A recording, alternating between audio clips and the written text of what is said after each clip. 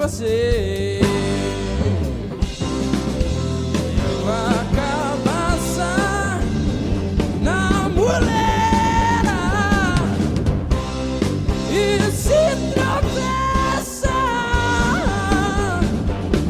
o cor esquenta.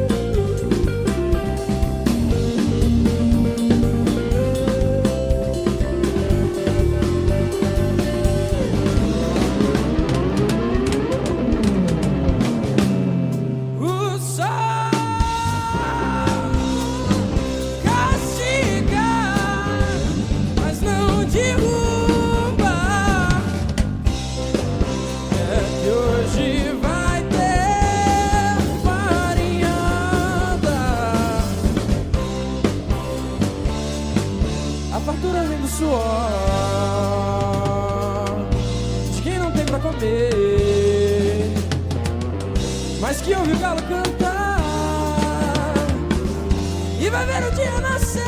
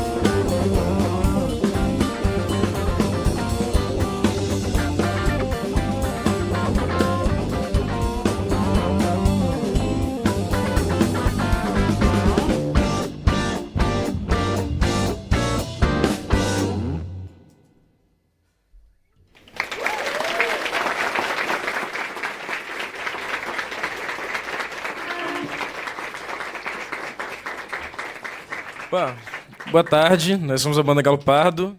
Gabriel Migão nas guitarras, aqui à minha direita. Hélio Miranda na bateria.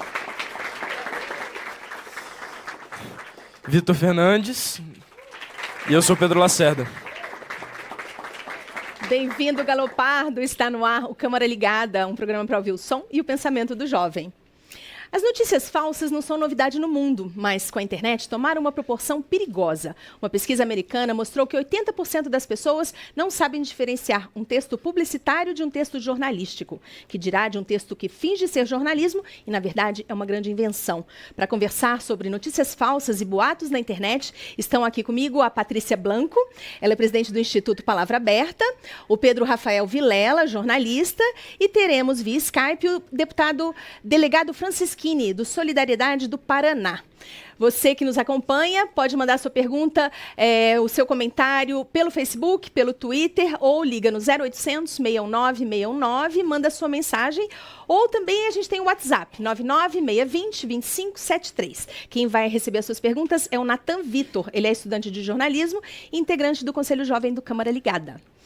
Bom, como vocês viram, quem está aqui com a gente hoje é a banda de rock experimental Galopardo. Vamos conhecer um pouquinho mais sobre eles.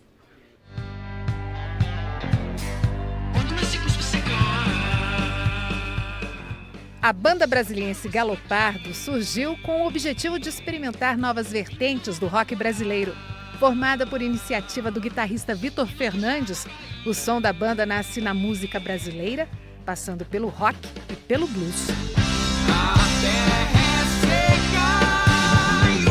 Em menos de um ano de carreira, a banda já lançou seu primeiro EP, que recebeu o nome Vertigem. E para representar o álbum, o grupo utilizou referências físicas do sertão nordestino. Com uma boa recepção do público, 2017 promete ser um ano cheio para Galopardo. Os planos futuros envolvem a produção do primeiro álbum completo e uma turnê no Nordeste. A peneira vai escorrer. Essas raízes nordestinas, de onde vêm? Tá funcionando? Ah. Vem da minha mãe, que é do Piauí, meu pai é do Rio Grande do Norte. E esse EP é meio que uma homenagem a ela, na verdade. Assim, eu conto sobre as histórias de infância dela. Que legal. Escuta, vocês são músicos profissionais, todos tocam em outras bandas, né? Daria para fazer um festival com o tanto de banda que vocês tocam, né? Um festival só de vocês. Quais são essas outras bandas? Como elas contribuíram para vocês chegarem aqui onde estão hoje, como Galopardo? Bom, eu participo da Rios Voadores, da banda Judas também, do Munha da Sete Top Trio também, que é uma banda de música experimental também.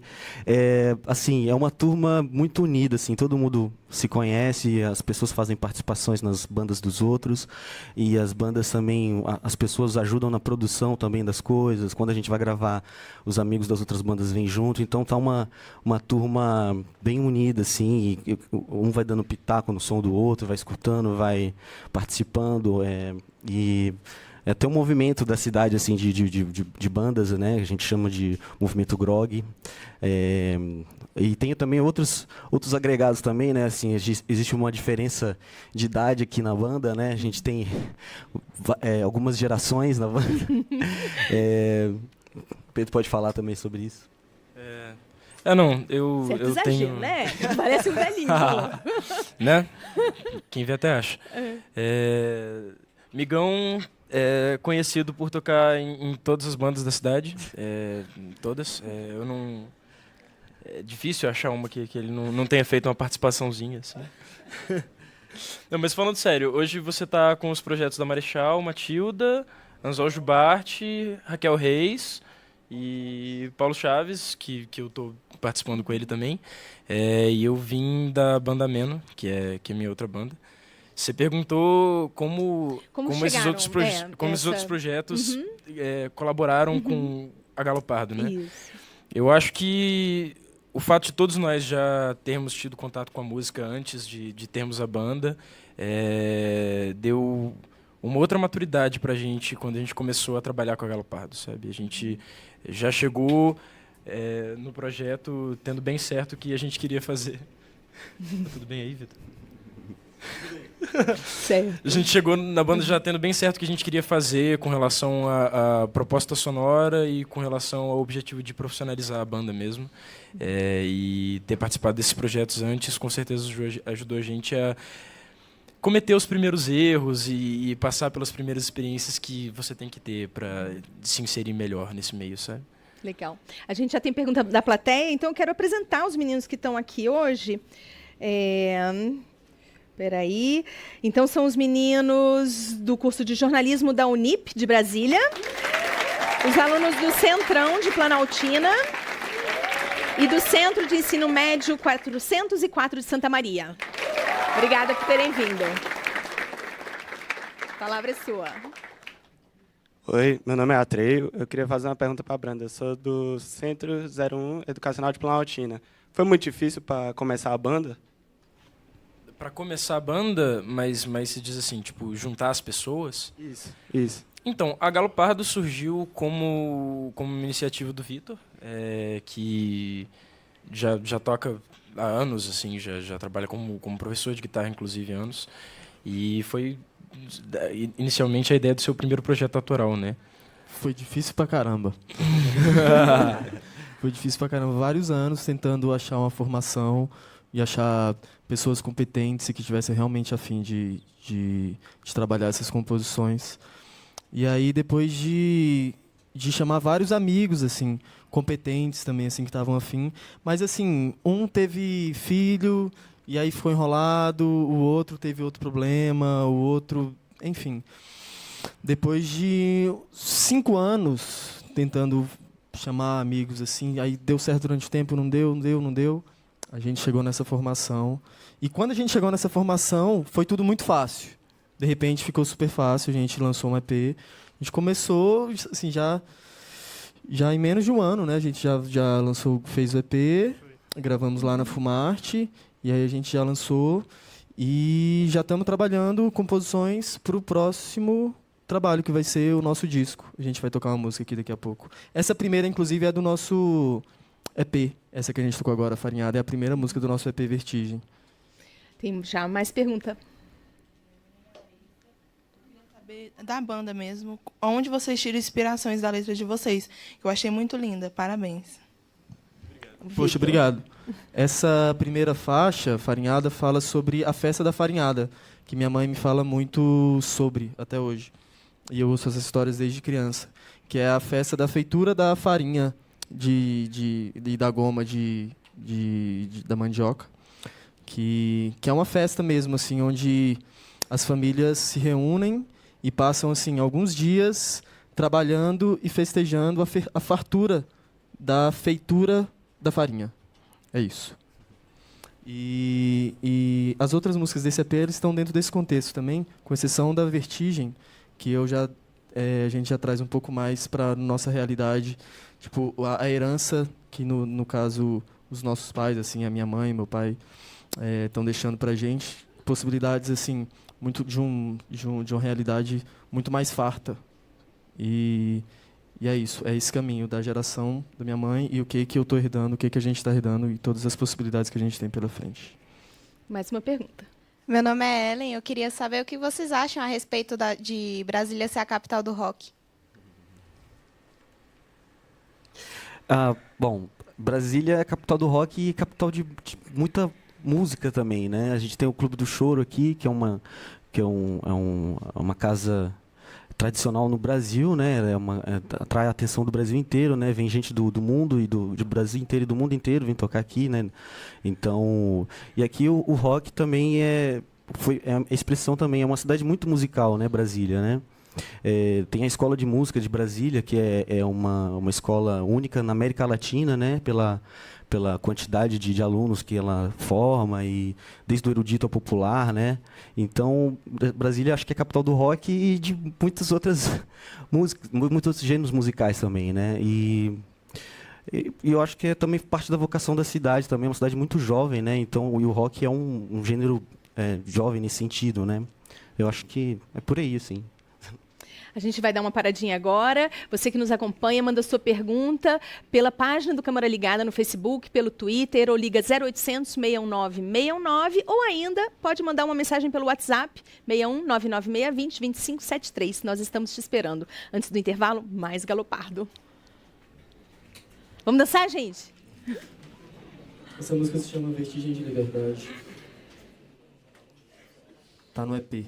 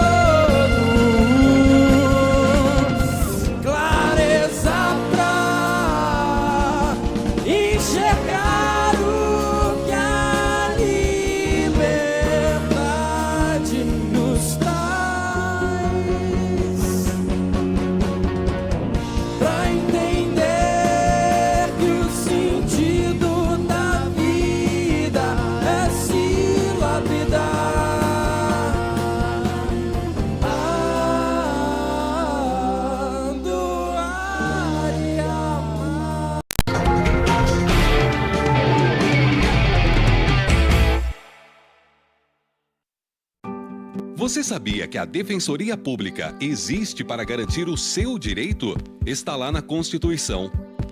E se o seu direito não está sendo respeitado, você pode procurar um defensor público. É ele quem garante o acesso à justiça para os necessitados. E onde buscar os seus direitos? Humanos, do consumidor, da família, das crianças, do idoso, das minorias. O acesso à saúde é bem fácil. Procure a defensoria mais perto de você. A atuação dos defensores alcança os principais conflitos que afligem a população. Em todo o Brasil, a Defensoria Pública já realizou mais de 10 milhões de atendimentos. E as ações coletivas? Você já ouviu falar? Em muitos casos, basta uma ação para ajudar até milhares de pessoas. O problema não é só seu, mas atinge os vizinhos, seu bairro ou sua cidade. Se você tem dificuldade para conseguir vagas em creche, falta medicamento em hospitais, o transporte coletivo não é regular, então procure a Defensoria. É um direito seu. Defensoria Pública. Garantir o seu direito é nosso maior feito. Associação Nacional dos Defensores Públicos. Entenda, divulgue, valorize. A política nacional em um toque. O Infoleg é o aplicativo da Câmara que deixa você por dentro da atividade parlamentar. O que o seu deputado está fazendo? As propostas que tem para o país crescer. Como ele vota sobre temas que influenciam a sua vida na tela do seu celular ou tablet. Acompanhe a agenda da Câmara e dos deputados, o trabalho nas comissões e no plenário. Em tempo real, na hora em que acontece. Você pode conferir o seu perfil e ser atualizado com os temas do seu interesse.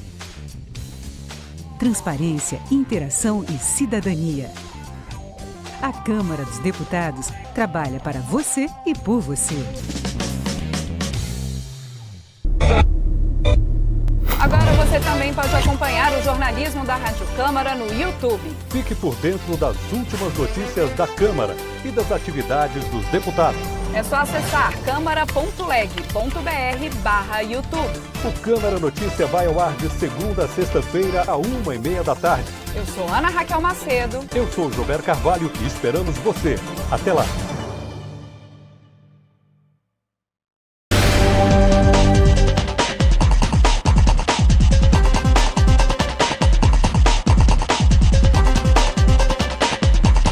Estudantes do ensino médio de todo o Brasil podem ser deputados durante uma semana. O Parlamento Jovem Brasileiro acontece todos os anos e possibilita que eles atuem como representantes de seus estados. Os estudantes selecionados são empossados como deputados jovens e simulam todo o processo legislativo, elaborando projetos de lei e debatendo temas de grande importância para o nosso país.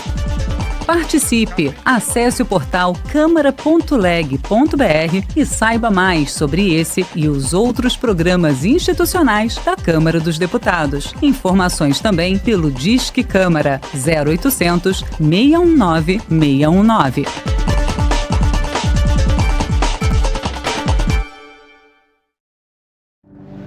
Perigoso, temido e sempre pronto para atacar. Ele pode estar mais perto do que você imagina. Pode estar escondido na sua rua, no seu quintal ou dentro da sua casa. Ele quer pegar a sua família. Mas derrotar o mosquito do Aedes aegypti é fácil. Coloque areia nos pratos dos vasos de plantas ou lave semanalmente com escova e sabão. Tambores e recipientes de água também devem ser lavados toda semana e fechados com tampas adequadas. Guarde as garrafas e baldes com a boca para baixo. Feche latas de lixo e descarte os vasilhames em sacos fechados. Guarde pneus em local coberto. Limpe as calhas do telhado para não acumular água. 8 em cada 10 mosquitos nascem na sua casa. Eles transmitem dengue, zika, chikungunya e febre amarela. Combater o mosquito é dever de todos. Proteja-se. Faça a sua parte.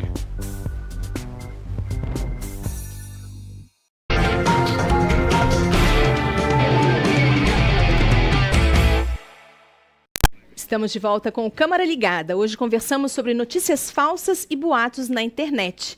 Você que está nos assistindo pode mandar sua pergunta, o seu comentário, liga 0800 619 619 ou acessa Facebook, Twitter ou WhatsApp 61 99620 2573.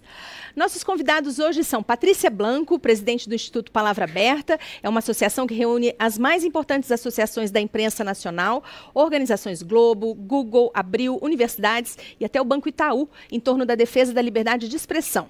Está aqui também o Pedro Rafael Vilela, ele é jornalista da Empresa Brasil de Comunicação e é secretário executivo do Fórum Nacional pela Democratização da Comunicação. E pelo Skype nós temos agora o deputado delegado Francischini. Mas antes de começar o debate, a gente vai ver uma reportagem sobre o uso que a juventude faz das redes sociais e o impacto das notícias falsas no compartilhamento de notícias supostamente jornalísticas. Vamos ver. Segundo dados do Instituto Reuters para o Estudo do Jornalismo, divulgados em 2016, 72% dos brasileiros que vivem nos grandes centros urbanos usam as redes sociais como fonte de notícias. Esse número era de 47% em 2013. Isso pode explicar por que tem aumentado tanto o número de notícias falsas nas redes sociais. Para se ter uma ideia, um estudo do site BuzzFeed comparou 10 notícias falsas e 10 notícias verdadeiras sobre a Operação Lava Jato no Facebook. E o número de pessoas engajadas, que são aquelas que curtem, comentam ou compartilham, superou de notícias verdadeiras. Foram 3.900.000 engajamentos nas notícias falsas, contra 2.700.000 nas notícias verdadeiras.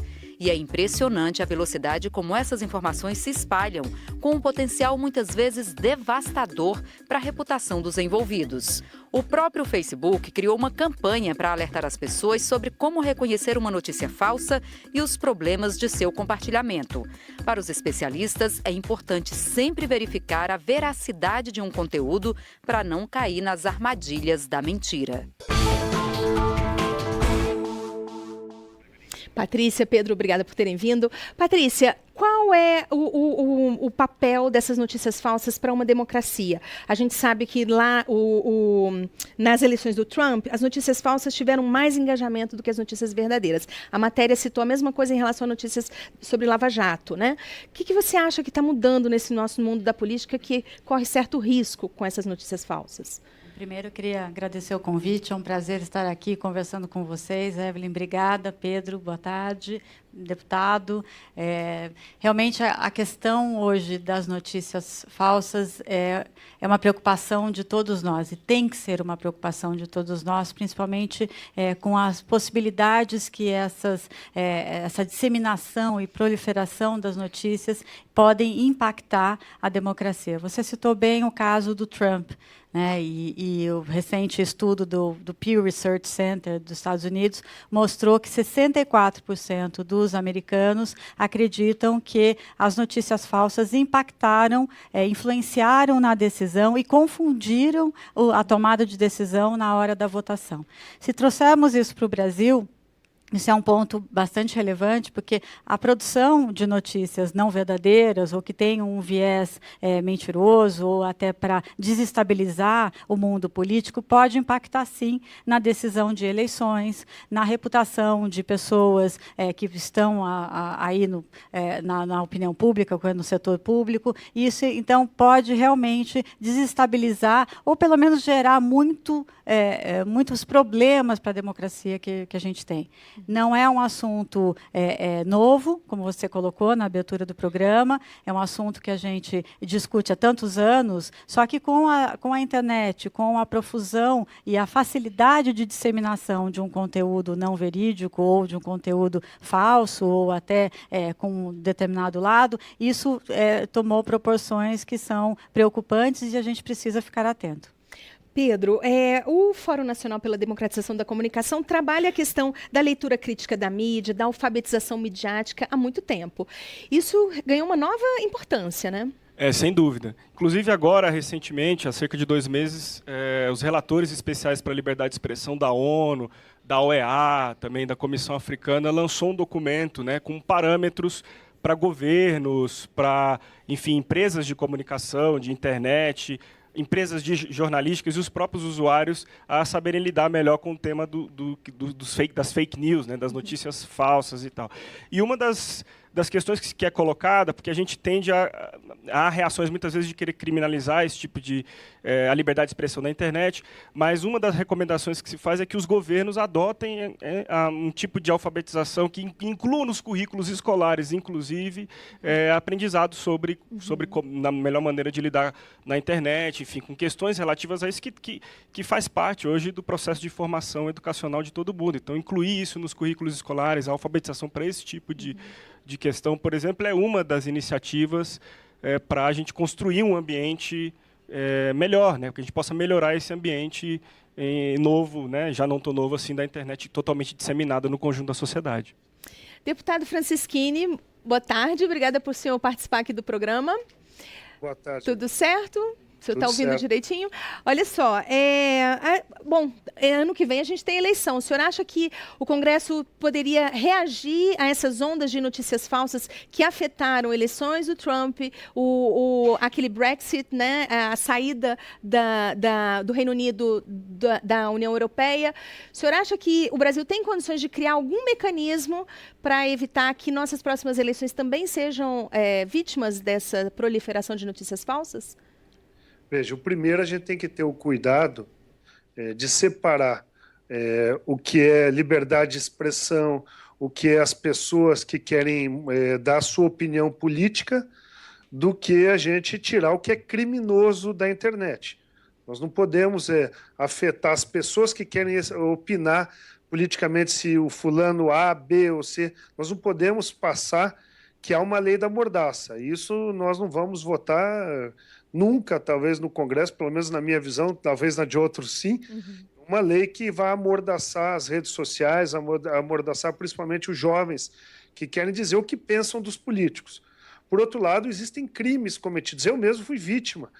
Numa das CPIs, eu tive nos últimos 8 anos, em todas as CPIs que tiveram no Congresso, por ser delegado da Polícia Federal ainda, estou só licenciado, ocupando provisoriamente a função de deputado federal, mas o governador do Distrito Federal, à época, do PT, como eu fazia muitas denúncias, tinha uma agência contratada para criar fakes, pessoas virtuais que não existiam, para falar sobre crimes que não existiam contra a minha pessoa, para evitar que eu continuasse fazendo denúncias. Isso acontece todos os dias, na área financeira, na área política, nas relações pessoais, o que a gente chama de fake. Então, o fake news que a gente fala não é só as matérias falsas da internet, mas pessoas contratadas para espalhar esses falsos, porque senão não tem alcance.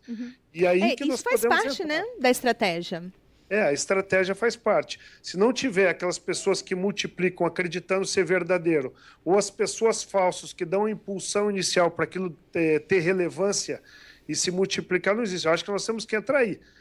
A diferença de uma pessoa verdadeira que está criticando e tem o direito de falar o que ela pensa dos políticos, dos bancos, do governo, daquelas pessoas criadas, que são falsas, criadas com interesse político, partidário, ou interesse até financeiro de desestabilizar um setor, desestabilizar uma empresa, e que tem por trás o cometimento de crimes. Essa é a diferença que é importante ser colocada. Não ter nenhum tipo de mordaça naquilo que as pessoas querem fazer de críticas nas redes sociais.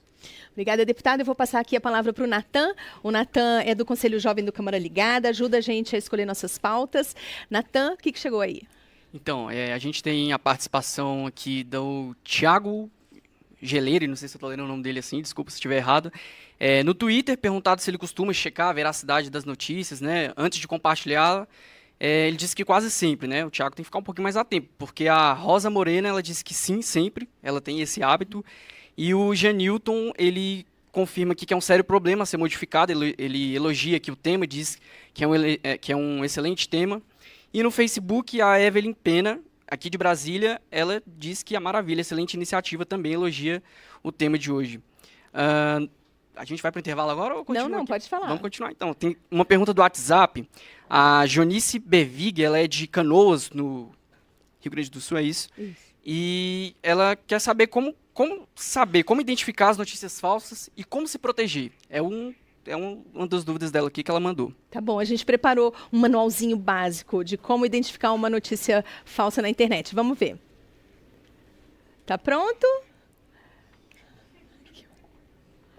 Cuidado com as notícias, as manchetes sensacionalistas, verifique a fonte. Pode ir passando. Verifique a fonte.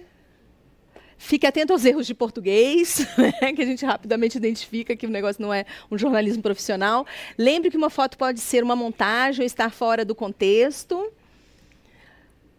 Confira as datas, né? Às vezes você está lendo uma notícia que tem 3, 4 anos, já foi desmentido e você continua repercutindo aquilo. E busque outras reportagens sobre o assunto. É isso. A gente já tem pergunta. Você está sem microfone, já tem ali uma.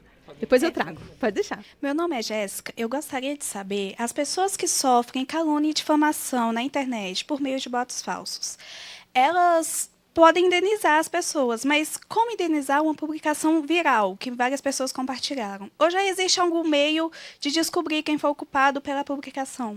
Exatamente, também tinha essa pergunta, porque quando é uma atriz famosa, a gente sabe que a polícia investiga e tal, mas e comigo, com o Natan, como é que fica? Bom, eu acho que, só completando um pouquinho, acho que concordo plenamente com o deputado em relação à questão de preservação da liberdade de expressão. Não é porque nós temos hoje um mundo que eu chamo do paradoxo da liberdade, né, que nós temos uma liberdade de expressão plena, que trouxe grandes avanços, e por conta disso também dilemas, como é o caso das notícias falsas e desafios para a gente passar, que nós vamos restringir a liberdade de expressão. Não, temos que manter a liberdade de expressão, temos que manter, dobrar a aposta, e como colocou bem o Pedro, a educação midiática é fundamental nesse contexto. Você abriu falando da pesquisa de Stanford, falando sobre isso, então vamos dobrar a aposta na liberdade. Mas a gente precisa prestar atenção. E aí, eu acho que um ponto fundamental, esses aqui colocados no manualzinho. Mas, respondendo à sua pergunta, existe sim, hoje, regramento já consolidado na Constituição brasileira e no conjunto, no arcabouço jurídico brasileiro, de formas de você se defender de calúnia e difamação. O próprio Marco Civil da Internet, aprovado em 2014, sancionado pela presidente Dilma em 2014, traz pontos que criminalizam pontos de difamação e de calúnia. Então, é possível, sim. E é possível também você chegar e você checar a origem daquela pessoa que iniciou. Evidentemente que você não consegue criminalizar, e eu acho isso bastante importante da gente colocar, não é possível criminalizar todo mundo que compartilha. Então, o que a gente precisa fazer é tomar cuidado ao compartilhar. Se você tem no seu timeline, aparece uma notícia que é difamatória, que é caluniosa, mesmo que seja uma pessoa que você odeie, preste atenção antes de compartilhar. Deputado, é possível a gente fazer uma denúncia numa delegacia e a polícia tem como investigar, rastrear uma notícia caluniosa, um comentário, né, ruim contra uma pessoa comum? Esse foi uma das lutas que nós tivemos, foi uma emenda minha até no Marco Civil da Internet, obrigando os provedores a guardar, pelo menos, acho que, se eu não me engano, é 6 meses o prazo, os logs de acesso, a movimentação, para que, num caso, nós não queremos saber quem falou mal de quem ou quem criticou tal no contexto da liberdade de expressão. Tudo contra qualquer tipo de mordaça para redes sociais, para a internet. Mas nós queremos saber quem cometeu crimes, como aquela jovem falou. Olha, alguém pegou uma notícia falsa sobre minha família, sobre minha vida pessoal, e multiplicou isso na rede social, e isso virou uma coisa que acabou com a minha imagem na família, na sociedade, na escola. Como é que a polícia vai fazer uma investigação se não há rastros, e se o Marco Civil da Internet queria sair, não obriga ninguém, nenhum provedor, nenhum site a guardar as informações. Então, eu acho que o Marco Civil foi aprovado, e graças a Deus essa emenda foi aprovada, e nós temos hoje delegacias de crimes virtuais se espalhando pelo Brasil.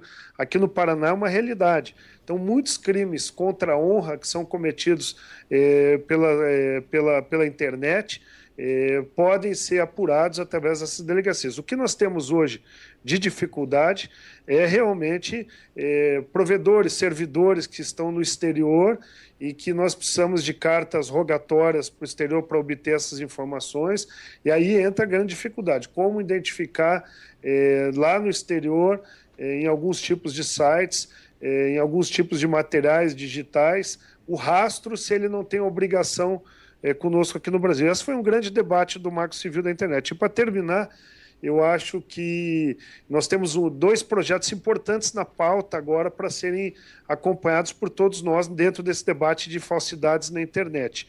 Eles estão juntos até para serem votados. Um é a questão de proibir o bloqueio do WhatsApp no Brasil. Eu acho que eu e vários vão votar a favor. Eu acho que o WhatsApp não pode ser bloqueado se uma pessoa comete crime. Nós temos que ser cirúrgicos no caso do cometimento de crime, que seja utilizado para o tráfico, tem que ser cirúrgico naquela pessoa. E o segundo que está junto é o bloqueio de sites que divulgam conteúdos criminosos, como pedofilia, como são utilizados para tráfico de pessoas. Então, acho que nos próximos dias, eu que sou o presidente da Frente Parlamentar de Combate à Pirataria e Proteção dos Direitos Intelectuais, das pessoas que têm obras, etc., e que são fraudadas diariamente, nós queremos a votação, proibir o bloqueio de WhatsApp e ter a possibilidade de ferramentas para que a justiça tire aqueles que têm vínculos criminosos, eu cito a pedofilia como principal, que possam ser bloqueados por ordem judicial. Obrigada, deputado. Vamos dar continuidade aqui. Quem está com o microfone aqui, pode falar. Olá, meu nome é Lucas Portugal, sou da Escola do Centrão, de Planaltina. Uma pesquisa aponta que a grande maioria da população que compartilha e acredita em boatos espalhados na rede social não tem um ensino básico. Será se a forma de ser contra isso seria investir na educação? Boa. Fala, Pedro. Não, acho que sim, né? Acho que falando dessa questão de técnicas, de como a gente precisa ficar atento a isso. Porque no caso específico das fake news, né, essa coisa, por que o boato? Né? Uma informação não checada, pode virar verdade, em geral é uma mentira, né? Porque ela usa elementos da verdade, ela usa elementos de notícia, ela, né, mistura aquilo ali e aí aquilo acaba sendo algo que as pessoas acreditam com muita facilidade. Se eu disser que um disco voador pousou no meio da esplanada, ninguém vai acreditar. Mas se eu disser que o governo vai acabar com o Enem, por exemplo, e é uma notícia falsa, as pessoas tendem a acreditar, isso se espalha com muita velocidade. Acho que a gente tem também um processo... No Brasil, boa parte metade da população não tem acesso à internet ainda, né? Então, a internet ainda é uma novidade. Do ponto de vista geracional, a gente tem também um gap aí de uma população mais jovem que já nasce nesse ambiente, tem mais familiaridade com ele, de utilizar suas ferramentas, e uma geração que já não tem, isso acaba dificultando, né? A gente precisa ter começar a entender aí esse protocolo da internet, o que é, né? Ali acho que as técnicas, o próprio Facebook fez essa lista de recomendações de como, quer dizer, quando você está lá no Facebook, você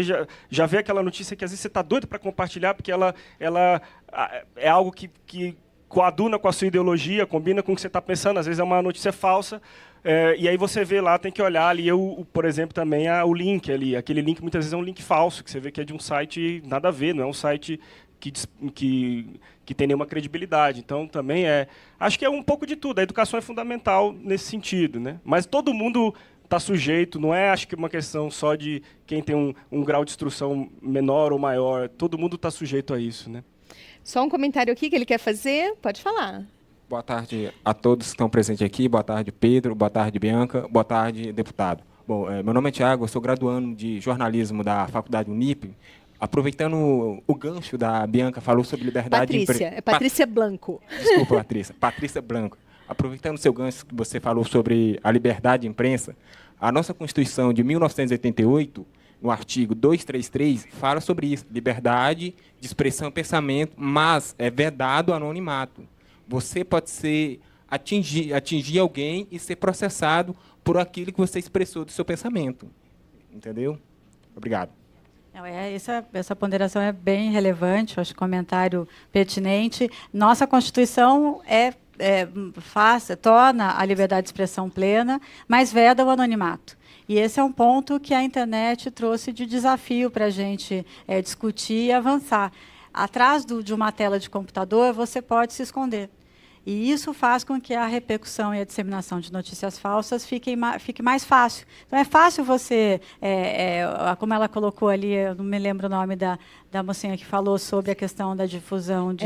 A Jéssica. É difícil você chegar na pessoa que produziu aquela informação. Você vai chegar, porque, de alguma forma, o seu computador vai ser rastreado. Vai demorar, pode sair do ar e tal. Mas a Constituição diz que é vedado o anonimato. Então, existe aí questões que, quando a Constituição foi promulgada, em 88, há quase 30 anos, a gente não tinha internet. Nós não tínhamos esses desafios. Então, acho que que nós estamos num momento em que os desafios surgem, e eu falo o seguinte, que hoje nós não temos mais desafios em relação à censura, né? Nós temos, claro, casos de censura, exemplos aí que acontecem, mas hoje o nosso maior desafio é com a liberdade. Como garantir essa liberdade sem que essa liberdade afete outros? Umas características também bem comuns em sites de notícias falsas é que eles não têm endereço, não têm um telefone de contato, a matéria não é assinada, né? Então, todas essas são coisas pontuais, mas que podem ajudar você a reconhecer se é uma notícia verdadeira ou não. Eu vou passar ali para a estrela desse programa, Pedro Lemos, vai fazer a pergunta. Meu nome é Pedro Lemos e a pergunta vai para o deputado.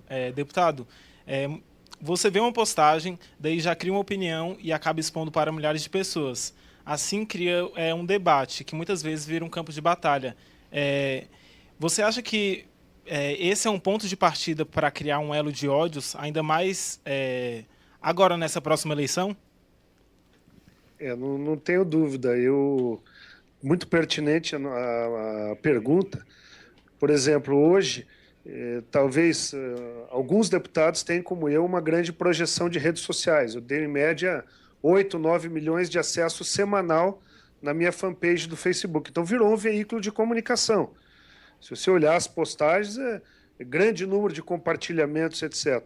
O que eu tenho feito para não me expor, porque eu cuido pessoalmente disso tudo, desse veículo que virou a minha fanpage no Facebook. Eu verifico dos veículos que têm credibilidade. Então, aquilo que os outros convidados falaram, eu também faço da mesma forma. Eu verifico a origem da notícia, porque antes de compartilhar, é importante você ir. E aqui eu cito abertamente, eu não tenho um veículo. Eu vou no Globo, no Estadão, na Folha, em revistas como a Época, a Veja, isto é, não é um veículo só com uma tendência só ideológica, que infelizmente existe isso hoje, não adianta tampar o sol com a peneira, mas eu vou ver se pelo menos um veículo de credibilidade publicou essa matéria. A minha rede social ela é muito polêmica, ela entra realmente no limite da liberdade de expressão e no limite do que eu tenho de imunidade parlamentar para fazer críticas, para fazer denúncias, e foram muitas nos últimos anos.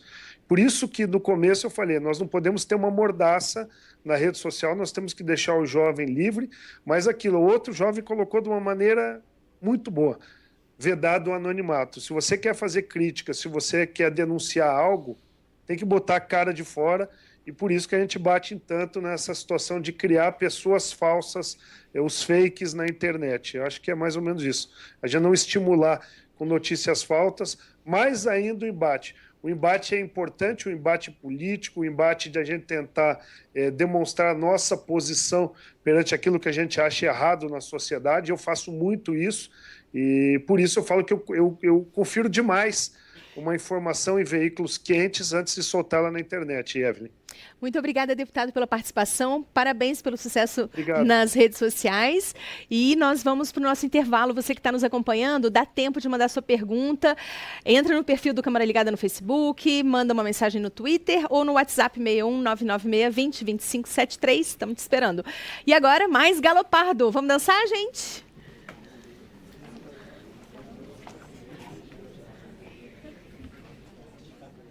Essa música se chama Janela e ela é uma das faixas que a gente está preparando para o nosso disco. Eu queria oferecer ela para um cometa chamado Pedro Souto.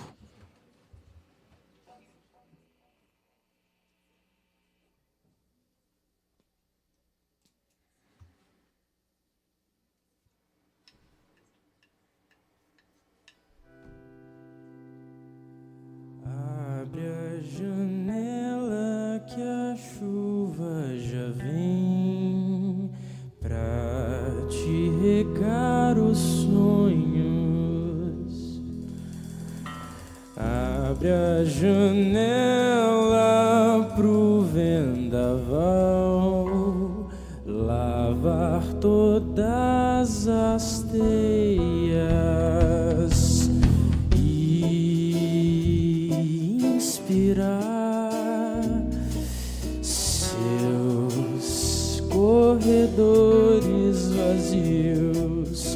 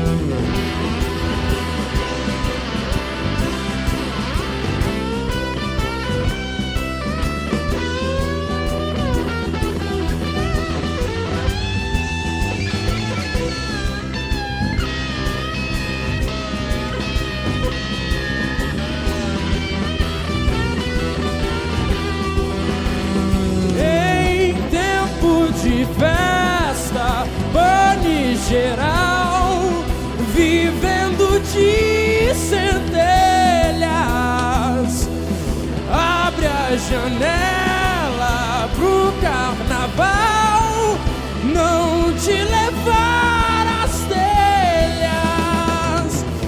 A multidão é tão bonita de ver, e o amanhã tão incerto.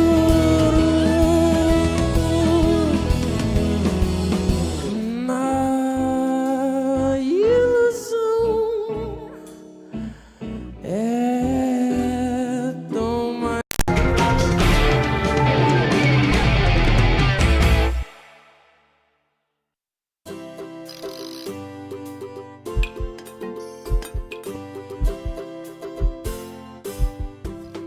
Nem todo ciclista é atleta. A bicicleta é principalmente um meio de transporte. Ela pode ser usada por qualquer pessoa para facilitar o deslocamento. Por exemplo, cada vez mais gente vai trabalhar de bicicleta. Ela é também usada para transportar pequenas cargas. Você pode ir à padaria, levar as crianças à escola. A rua é de todos.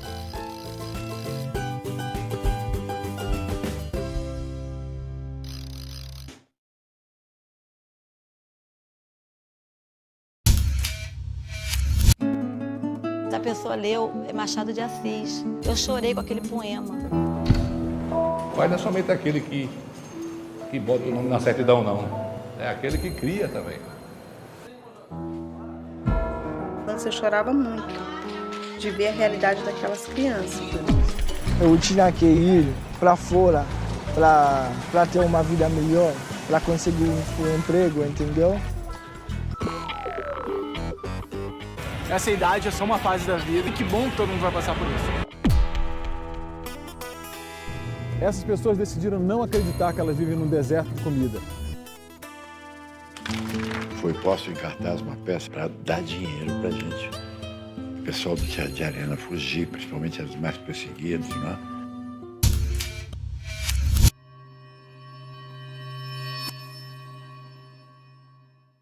O Parlamento se une para expandir os limites da cidadania. É a Rede Legislativa de TV Digital. Graças ao recurso da multiprogramação, 4 emissoras independentes estão disponíveis em um mesmo canal na sua televisão. TV Câmara, TV Senado, TV Assembleia e TV Câmara Municipal já transmitem em sinal digital aberto e gratuito para dezenas de cidades do Brasil. Isso significa muito mais qualidade de som e imagem e muito mais conteúdo para você. Mas como sintonizar a Rede Legislativa de TV Digital? É muito simples. Se sua TV for mais antiga, basta conectar um conversor digital nela. Você compra até em supermercado. É preciso ainda de uma antena UHF externa ou interna como esta.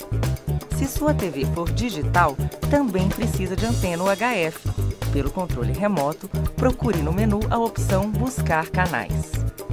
Se a busca só encontrar a TV Câmara ou a TV Senado, acrescente ao número do canal ponto 2, ponto 3 ou ponto 4. Assim, os outros canais da rede legislativa vão aparecer na sua tela. Você ainda pode assistir no tablet, celular ou notebook, que tenham recursos para receber o sinal da TV digital. Procure os canais legislativos na sua TV e encontre a Rede Legislativa de TV Digital. Transparência, informação, cidadania, política e cultura na sua sintonia.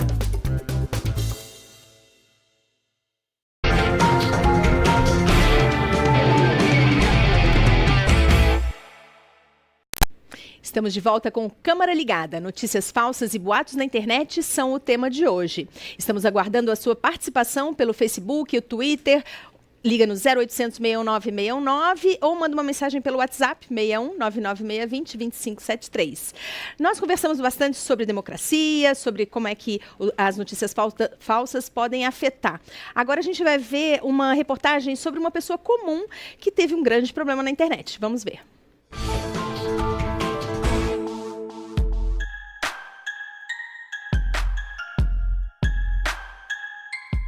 Eu estava fazendo curso de profissionalizante e uma colega desse curso me avisou sobre um perfil que tinham criado meu em uma rede social e perguntou se aquele era meu perfil verdadeiro.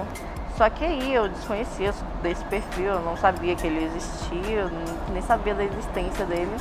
Então eu acessei esse perfil para ver o que tinha nele, o que estava rolando nele. Quando eu entrei nesse perfil, tinha muitos vídeos, e nesses vídeos eu falava mal, criticando outros adolescentes da minha cidade. Aí eu dei print em todos os vídeos que ela tinha postado e no perfil, na foto do perfil, e pedi e postei na minha rede social verdadeira para que todos os meus amigos denunciassem esse perfil falso. Só que quando eu postei na minha rede social verdadeira, muitas pessoas que estavam no perfil falso, me ameaçando no perfil falso, começaram a entrar no meu verdadeiro perfil e me ameaçar no meu verdadeiro perfil, falando que iam atrás de mim na minha casa, que iam procurar meus pais, que iam me agredir na saída da escola, entre outras coisas. Porém, eu consegui explicar certinho para eles que não era meu perfil, que eu não sabia sobre isso, que eu desconhecia sobre qualquer fato que tinha acontecido naquele perfil, e pedi para que eles denunciarem. Quando eu denunciei, eu recebi uma resposta, só que uma resposta meio lenta, de uma semana. A própria rede social, Facebook, me mandou um e-mail pedindo desculpa pelo descaso e bloquearam a conta e excluíram do Facebook. Eu tiro como lição isso, não se expor tanto nas redes sociais, não postar todas as suas fotos da sua família, essas coisas. Gente, essa menina foi uma vítima, né? E ela correu risco, né? Ela podia ter sido agredida e tudo. O que move uma pessoa a fazer uma coisa dessas? Tem uma morbidade na internet, né? Quer comentar, Pedro? Não, acho que é isso. E reforça um pouco também a necessidade, é legal a gente estar aqui no Câmara Ligada falando isso, essa coisa do compartilhamento, muitas vezes de imagens e tal, entre nós mesmo, antes de situações dramáticas como essa, que é caso assim, criminoso mesmo de uma ação de um indivíduo. Acho que a gente tem que ficar atento, buscar também um pouco da segurança para nossa informação nas redes sociais, né? Criar senhas fortes e tal, e evitar, ou pelo menos ter muito cuidado com o compartilhamento mesmo de informações, de imagens, por exemplo, de conteúdos pelas redes sociais. Pode falar. Olá, meu nome é Roberto Augusto e a minha pergunta é a seguinte, é direcionada a Patrícia Blanco. Eu gostaria de saber qual o papel do Estado e dos legisladores diante esse problema que hoje é os crimes cibernéticos. Qual é o papel que eles têm para combater? E também, quais são os meios disponíveis para que um receptor possa fazer essas denúncias caso ele veja uma notícia duvidosa, fazendo inclusive uma ressalva ao caso de 2014, como foi dado no VT, a respeito dessa moça. Em 2014, teve o caso no Guarujá, onde uma moça, uma cidadã comum, foi vítima de um boato falso na internet e acabou sendo linchada até a morte. Esse caso foi emblemático e realmente trouxe à tona o quanto o digital pode ser fatal, porque quando ele se transforma no físico, no real, ali naquele, ele saiu do ambiente digital e foi para uma cidade, um bairro, e aquilo e a onda que as pessoas entraram, e até a ponto de lincharem uma pessoa inocente. Então, esse é um risco que se corre, e um risco que se corre principalmente pela disseminação do discurso do ódio, né? A internet e as redes sociais, elas do mesmo jeito que trazem coisas maravilhosas, também fizeram despertar no lado do ser humano uma coisa muito ruim. Então, você gosta e compartilha e quer aquela coisa mórbida, como você bem colocou. O papel do legislador e o papel do Estado, no meu ponto de vista, é garantir a liberdade de expressão, mas também proteger o cidadão. proteger o cidadão com leis que possam, por exemplo, como no Marco Civil da Internet, fazer com que conteúdos falsos, conteúdos de pornografia, de pedofilia, do pornografia de relevante, sejam tirados rapidamente do ar. O Marco Civil trouxe isso, a gente tem também a Lei de Crimes Cibernéticos, a Lei Carolina Dickmann, que também já prevê a retirada de conteúdo para proteger o cidadão, o indivíduo ali que está sofrendo o tal do bullying cibernético, né, o cyberbullying. Então, acho que é fundamental esses pontos já serem colocados, sempre, de novo, preservando a liberdade. Patrícia, no mundo dos veículos de comunicação, existe o CONAR, que faz a autorregulamentação. Se uma propaganda está mentirosa, está agressiva, ela é retirada do ar. Por que esse mesmo mecanismo não pode ser usado na internet? Já que as notícias falsas existem, porque viraram uma indústria atrás dos cliques. Me parece que a publicidade no mundo da internet ele é feito por agências especializadas ou por uma ferramenta do Google. Não teríamos como tirar isso do mundo dos algoritmos e dar mais humanidade para isso, para que possa ser quebrado esse ciclo? Olha, esse é um ponto que a gente vai precisar discutir. A gente vai precisar discutir isso, de que forma a gente vai lidar com esse novo modelo. Os algoritmos, eles vieram para ficar. E a tecnologia veio para ficar. Então, de que forma a gente consegue usar melhor essa tecnologia para proteger o cidadão. Proteger o cidadão de qualquer coisa, de um crime, de uma notícia falsa, de uma publicidade enganosa. Então, acho que é muito importante a gente olhar por esse lado. Eu não tenho uma resposta para dizer, olha, o que dá para ser feito. O que eu vejo, e o que é uma experiência que aconteceu recentemente na França, em decorrência à eleição presidencial, 37 veículos, dos principais veículos de comunicação da França, se uniram às redes, o Facebook e as empresas de tecnologias como o Google, e formaram um grupo para verificar notícias que poderiam ser falsas e retirar do ar e resolver essa questão rapidamente para que isso não tornasse algo mais danoso à própria eleição. Vou passar para a próxima pergunta, queria continuar aqui, mas... Natan, desculpa, você tem pergunta. Eu quero agradecer aqui a participação da Dirley Santos, de Sobradinho, tem a Sandra também, elas mandaram perguntas para o deputado, mas acredito eu que o que ele falou aqui nessa questão da punição, né, já tenha esclarecido um pouco. E a Charlene Salles, de Brasília, ela quer saber do Pedro o seguinte, né, sobre a criminalização dessas informações fakes, né? E ela entrou nesse sentido ela quer saber a opinião, né, sobre as formas para colocar isso para os nossos filhos, diz ela aqui. Como passar isso? Aqui tem muitos jovens, eu acho que é interessante, né? Como passar isso para o... Eu acho que é isso. Tem todas essas técnicas, a gente também está aprendendo a lidar com isso. Acho que é importante ter clareza disso. A alfabetização midiática, nesse sentido, é sempre uma questão importante. E a gente precisa ter mecanismo também das próprias empresas de comunicação. Eu acho que é importante essas iniciativas, quando as empresas, né, as redes de internet se unem para tentar combater a disseminação de notícias falsas, né? Mas acho que é importante também a gente ter as empresas também constituírem grupos que a própria sociedade tenha condições de acessar de alguma maneira, ombudsmans, corpos internos em que haja algum tipo de mecanismo das pessoas poderem acessar, criticar essas informações. Então, a gente teve casos, assim, as fake news se disseminam muito na internet, mas a gente também tem casos de fake news nas próprias empresas de comunicação. Nós tivemos um caso rumoroso nos Estados Unidos, no jornal mais influente do mundo, que é o New York Times, um jornalista durante 6 anos, um repórter, né, se é que ele poderia ser chamado de repórter, escrevia notícias falsas, inventava fontes, inventava aspas, ficou 6 anos fazendo isso. Quando o escândalo veio à tona, foi demitido, editores foram demitidos. Nós tivemos um caso em 2009 no Brasil, o jornal Folha de São Paulo, que é um dos mais importantes do Brasil, que publicou a ficha, uma ficha da Dilma Rousseff, então ia ser candidata a presidente, uma ficha que era falsa, receberam pela internet e, sem checar, publicaram. Depois vieram a público, se desculparam. Mas, enfim, você precisa também ter mecanismos nas próprias empresas de comunicação que ajudem a uma autorregulação, efetivamente, né? E também mecanismos legais que garantam também a não proliferação desse tipo de conteúdo. Acho que é importante isso também.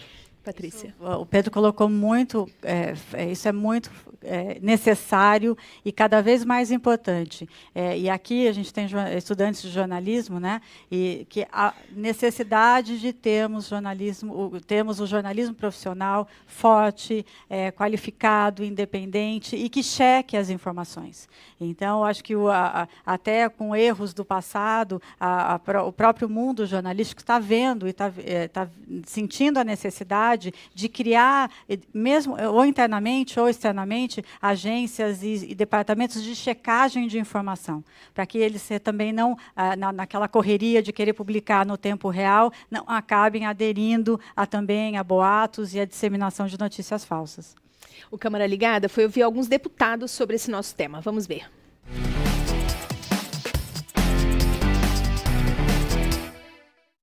Pensando nisso, apresentei um projeto de lei para tentar colocar um pouco de freio, falar, olha, se a mentira ela é comprovada, ela tem que ser punida.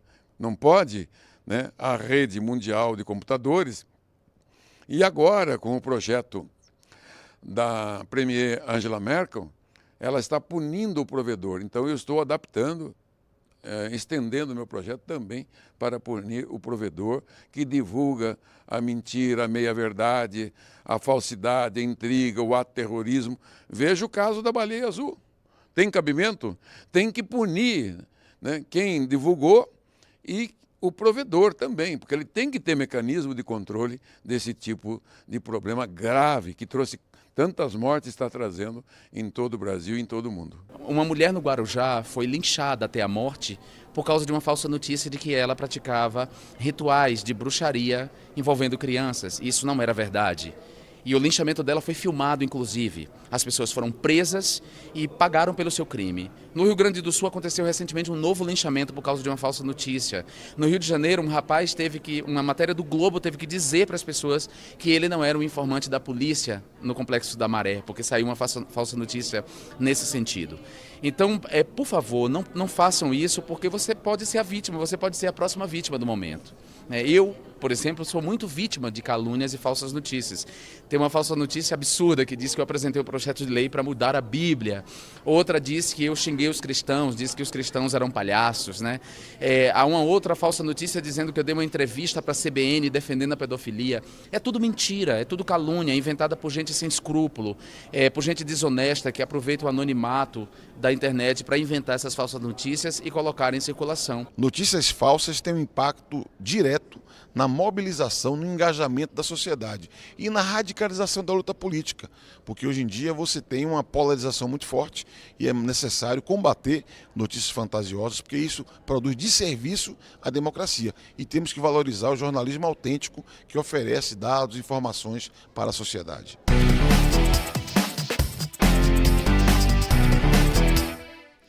Como o nosso tempo está terminando e a gente já tratou desses assuntos que eles falaram, eu vou passar já para a próxima pergunta. Olá, boa tarde, eu sou a Amanda. Eu queria saber se algum dos integrantes da banda já passaram por esse tipo de situação ou tem algum parente ou amigo que passou por essa situação que é chata, né? Uma coisa que, né, não deveria acontecer com ninguém. Algum caso para ser relatado? Assim, rapidinho? Rapidinho. Bom, vocês vão pensando e se tiver a gente volta. Mais pergunta?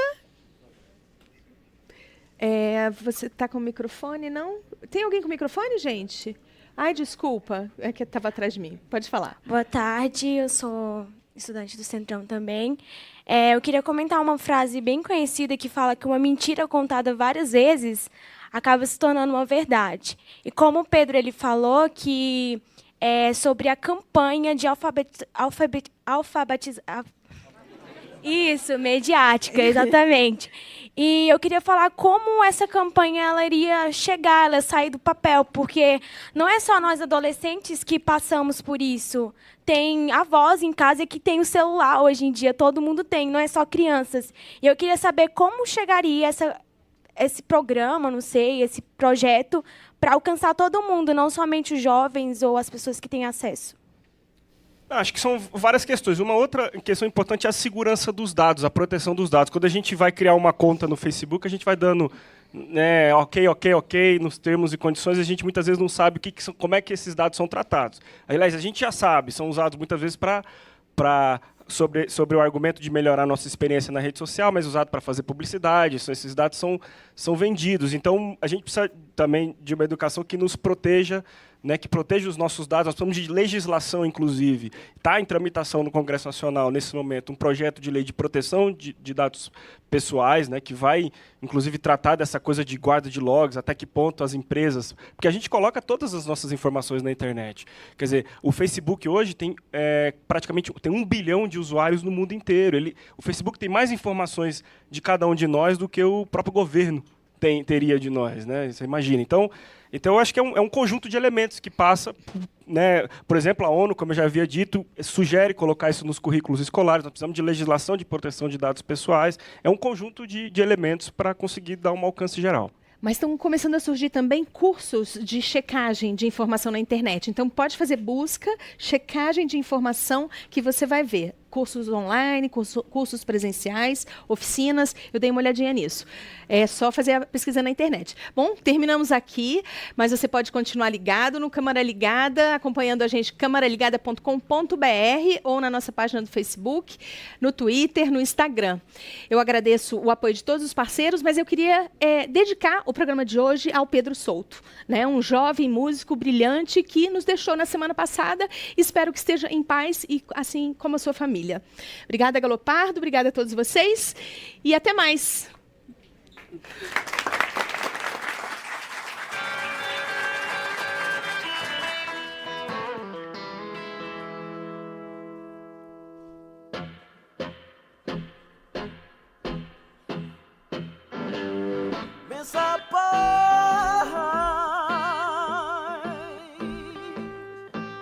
Deus lhe faça homem.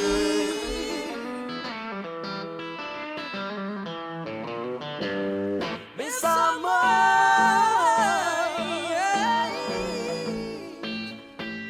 Deus lhe dê juízo.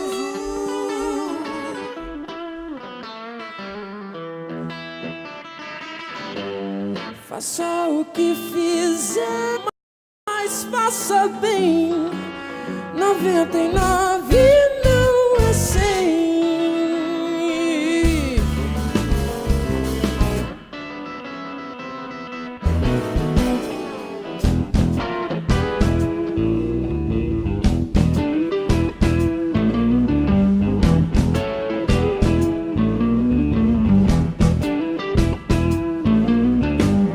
Pensa, pai, Deus lhe faça homem.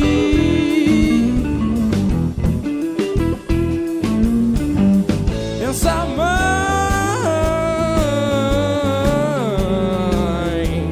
Deus